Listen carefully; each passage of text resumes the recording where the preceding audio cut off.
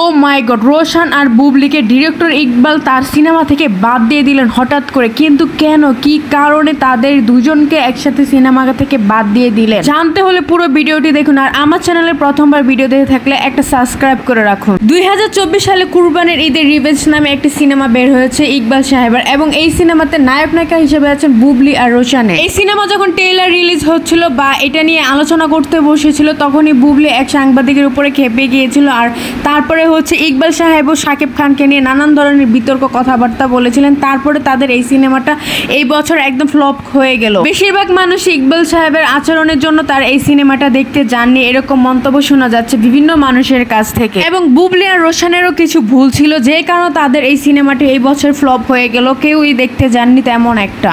এই সিনেমার রিভিউ তেমন ভালো আসেনি নায়ক নায়িকাকে নিয়ে, এবং এই জন্য ডিরেক্টর ইকবাল সাহেব তার ডিসিশন চেঞ্জ করে এবার দুই নায়ক নায়িকাকে তার সিনেমা থেকে বাদ দিয়ে দিলেন। এখন অনেকে ভাবতে পারেন এই সিনেমা তো রিলিজ হয়ে গেছে, কোন সিনেমা থেকে বাদ দিচ্ছে এই দুই নায়ক নায়িকাকে? 40% শুটিং শেষ হওয়ার পরও এই দুই নায়ক নায়িকাকে তার সিনেমা থেকে বাদ দিয়ে দিলেন ইকবাল সাহেব। ইকবাল সাহেবের আরেকটা সিনেমা বুবলি আর রোশানে কাজ করছিল, এই সিনেমার নাম হচ্ছে বিট্রে। এই সিনেমা থেকে দুই নায়ক নায়িকাকে হঠাৎ করে বাদ দিয়ে দিলেন ইকবাল সাহেব। কিন্তু কি কারণে এই সিদ্ধান্ত নিলেন এই ডিরেক্টর? এইবার ঈদের রিভেঞ্জ সিনেমাটি ফ্লপ হয়, বাদ পড়লেন বিট্রে থেকে দুই নায়ক নায়িকা। এই ব্যাপারে মোহাম্মদ ইকবাল সাহেব বলেন, আমরা অনেক কষ্ট করে একটি সিনেমা নির্মাণ করি, তার জন্য অর্থ ও শ্রম দুইটাই খরচ হয়। দর্শকদের কথা মাথায় রেখে যে কোনো সিনেমা খুব যত্ন সহকারে নির্মাণ করি, কিন্তু সেই সিনেমার নায়ক নায়িকা জুটিকে যদি কেউ পছন্দ না করে দর্শকেরা, তাহলে তো ওই সিনেমা কষ্ট করে তৈরি করে লাভ নাই। দর্শকেরা যদি পছন্দ না করে, তাহলে সিনেমাটি আমি কার জন্য বানাবো? এবং এই ঈদে তার প্রমাণ